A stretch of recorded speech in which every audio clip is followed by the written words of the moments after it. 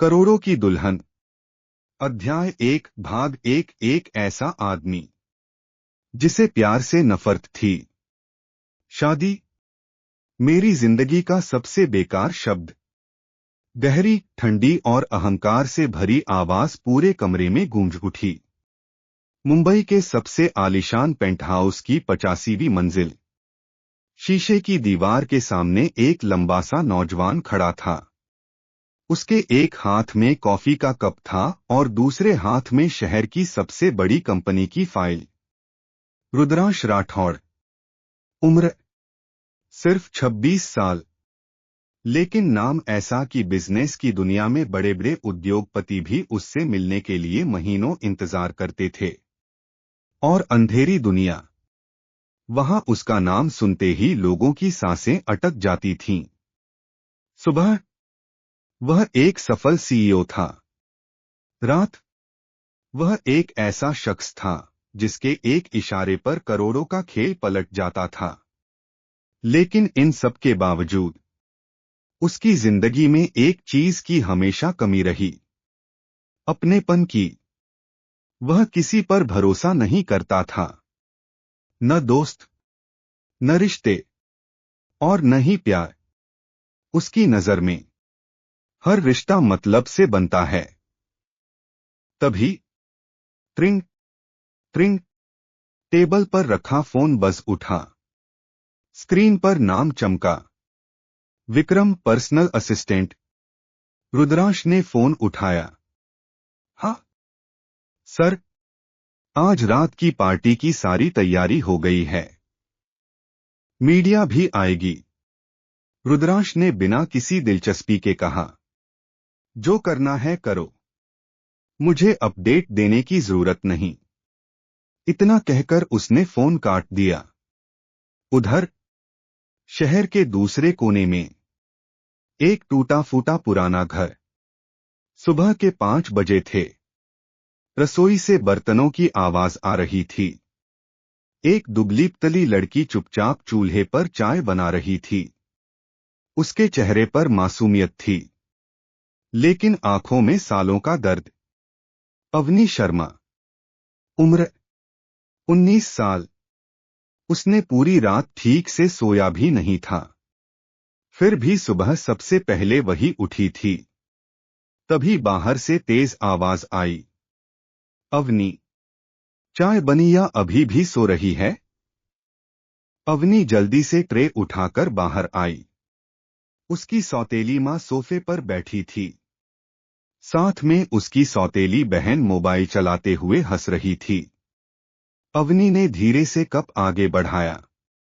मां, चाय। इतना सुनते ही सौतेली मां गुस्से से चिल्लाई। कितनी बार कहा है मुझे मां मत कहा कर। तू मेरी बेटी नहीं है, समझी? अवनी का हाथ वहीं रुक गया। उसने सिर झुका लिया। धीरे से बोली, जी। सौतेली बहन मुस्कुराकर बोली, मम्मी इसे देखो, हर समय रोनी सूरत बनाकर घूमती रहती है। दोनों हंसने लगीं। अवनी बस चुपचाप खड़ी रही। न कोई जवाब, न कोई शिकायत, जैसे उसे इन सब की आदत पड़ चुकी हो। लेकिन उसकी आंखों में आए आंसू उसने किसी को नहीं दिखाए। उधर रुद्रांश अपनी कंपनी पहुंचा। जैसे ही उसकी काली रोल्स रॉयस कंपनी के गेट पर रुकी, पूरा स्टाफ लाइन में खड़ा हो गया। Good morning sir. रुद्रांश ने किसी की तरफ देखा तक नहीं। वह सीधे अंदर चला गया। उसी समय एक नई इंटर्न गलती से उससे टकरा गई। उसके हाथ की फाइल नीचे गिर गई। Sir, sorry sir. लड़की डर के मारे कांप रही थी। रुद्रांश ने बिना उसकी तरफ देखे कहा, अगर नौकरी करनी है तो पहले चलना सीखो। और बिना रुके आगे बढ़ गया। पूरे ऑफिस में सन्नाटा छा गया। एक कर्मचारी ने धीरे से दूसरे से कहा, आज तो उसकी नौकरी गई। लेकिन रुद्राक्ष ने पीछे मुड़कर भी नहीं देखा। उसके लिए लोग सिर्फ लोग थे। उनकी भावनाएं कोई मायने नहीं रखती थीं। अध्याय 1 भाग 2 एक सौदा जिसने 2 जिंदगियां बदल दी। मुंबई, सुबह के 10:15 बजे। राठौड़ ग्रुप के 85वें फ्लोर पर स्थित रुद्रांश का केबिन। कमरे में ऐसी खामोशी थी कि घड़ी की टिक टिक भी साफ सुनाई दे रही थी। रुद्रांश अपनी कुर्सी पर बैठा लैपटॉप पर काम कर रहा था। तभी दरवाजे पर दस्तक हुई। ठक ठक। कम इन।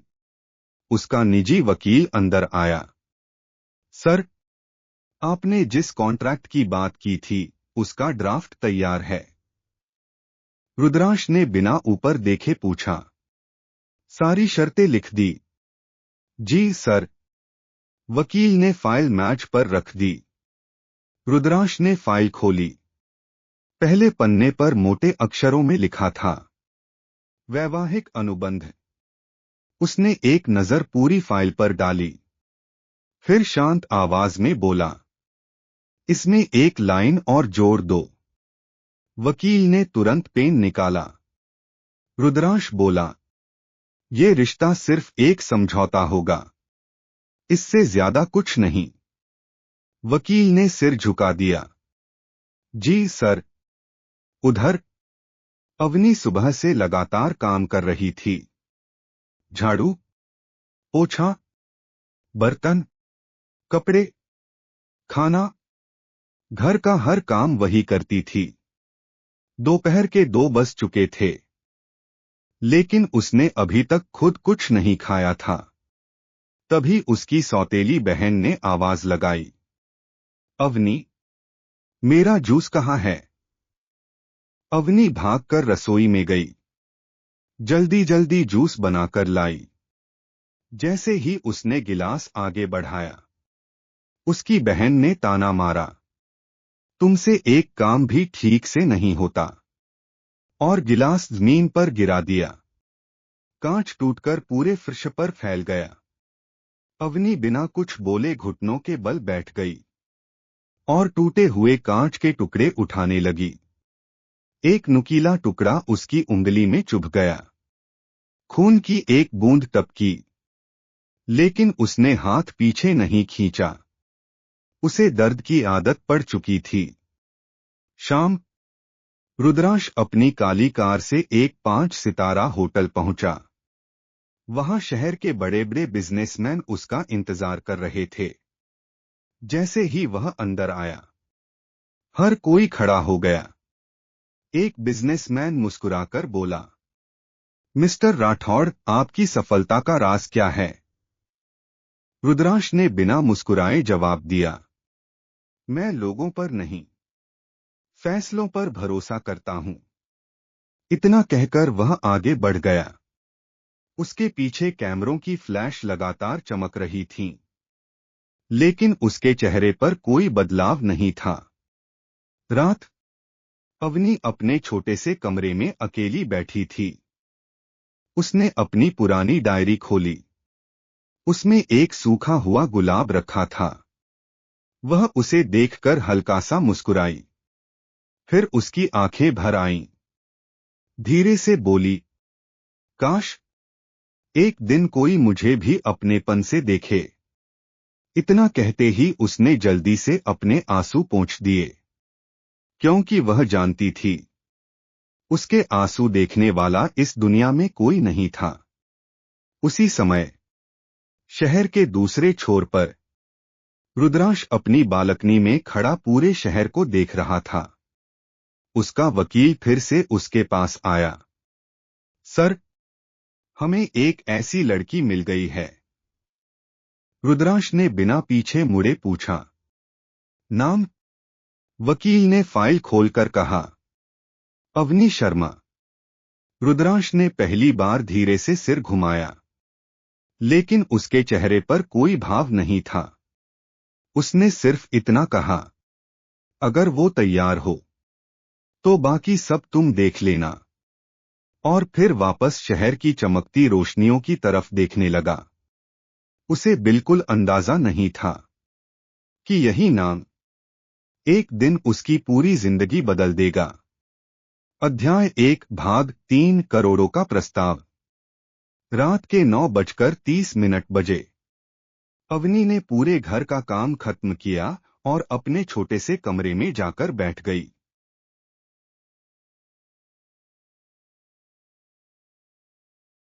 कमरा इतना छोटा था कि उसमें एक पुराना पलंग, एक लकड़ी की अलमारी और खिड़की के पास रखा भगवान का छोटा सा मंदिर ही मुश्किल से समाता था।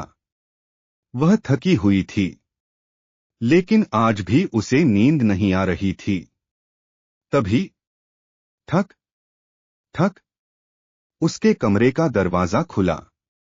सौतेली माँ अंदर आई। अवनी हैरान रह गई, क्योंकि उसकी सौतेली माँ पहली बार उसके कमरे में आई थी। बैठिए, अवनी धीरे से बोली। सौतेली माँ ने कमरे पर नजर डाली और बनावटी मुस्कान के साथ कहा, अवनी, मैं तुमसे एक जरूरी बात करने आई हूं। अवनी चुप रही। तुम जानती हो ना, हमारे ऊपर कितना कर्ज है? अवनी ने धीरे से सिर हिला दिया। हाँ? सौतेली माँ ने लंबी सांस ली। अगर अगले महीने तक पैसे नहीं मिले तो ये घर भी चला जाएगा। कुछ पल के लिए कमरे में सन्नाटा छा गया। फिर उसने अपने पर्स से एक मोटी फाइल निकाली। फाइल पर सुनहरे अक्षरों में लिखा था, गोपनीय अनुबंध। अवनी ने हैरानी से पूछा, ये क्या है? सौतेली माँ ने फाइल उसकी तरफ बढ़ा दी। अगर तुम इस पर हस्ताक्षर कर दो तो हमें करोड़ों रुपए मिलेंगे। अवनी जैसे पत्थर की हो गई। करोड़ों? लेकिन क्यों? सौतेली माँ ने उसकी आंखों में देखते हुए कहा, एक बहुत बड़ा आदमी है। उसे अपनी जिंदगी के लिए एक अनुबंध वाली पत्नी चाहिए, बस कुछ समय के लिए। बदले में वो तुम्हें और हमें इतनी रकम देगा कि हमारी 7 पीढ़ियां आराम से जी सकें। अवनी ने तुरंत फाइल वापस कर दी। नहीं, मैं ऐसा नहीं कर सकती। सौतेली माँ का चेहरा बदल गया। क्यों नहीं कर सकती? क्या तेरे पास कोई दूसरा रास्ता है? अवनी की आंखें भर आईं। लेकिन शादी कोई सौदा नहीं होती। सौतेली माँ गुस्से से हंसी। गरीबों के लिए रिश्ते नहीं, रोटियां मायने रखती हैं। और अगर तूने मना किया तो कल से इस घर में किसी के पास खाने तक के पैसे नहीं होंगे। अवनी ने कुछ नहीं कहा। उसकी उंगलियां कांप रही थीं। उसी समय मुंबई के सबसे आलीशान पेंटहाउस में रुद्रांश अपनी स्टडी में बैठा था।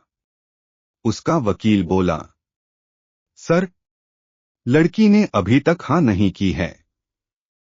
रुद्रांश ने बिना ऊपर देखे जवाब दिया, उसे सोचने का समय दो। लेकिन अगर वो मना कर दे? रुद्रांश ने फाइल बंद की और शांत आवाज में कहा, मैं किसी को मजबूर नहीं करता।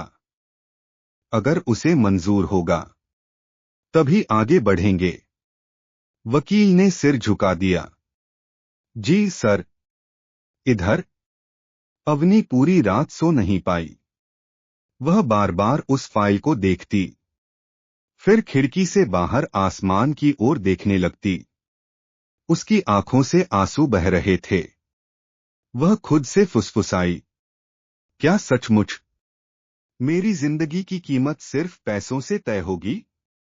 उसी पल बाहर बिजली जोर से कड़की और मेज पर रखी फाइल का पहला पन्ना हवा से खुल गया, जिस पर सिर्फ एक नाम लिखा था, रुद्रांश राठौड़।